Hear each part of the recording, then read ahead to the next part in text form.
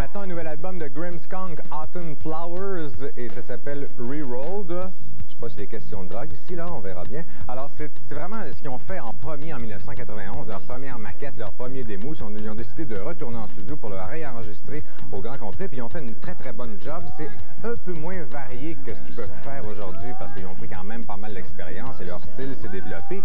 Et l'accent est mis un peu plus sur le côté progressif. Il y a vraiment beaucoup d'orgue. C'est comme un hommage à l'orgue et au cannabis. Je pense qu'ils en parlent de dope à peu près dans à peu près toutes les chansons. Et ils ont retouché les arrangements aussi parce que justement, comme ils me disaient cette semaine en entrevue, on a pris de l'expérience sur scène depuis 6 ans, donc ils ont fait des petits mix. Si vous êtes un fan de Grimmskunk, c'est vraiment à conseiller. Il y a une nouvelle tune aussi. Et en terminant, un nouveau, c'est pas un nouveau groupe, c'est leur deuxième album, hein, c'est assez récent comme groupe canadien, King Cobb Steely Junior Relaxer, un groupe qui est basé à Toronto.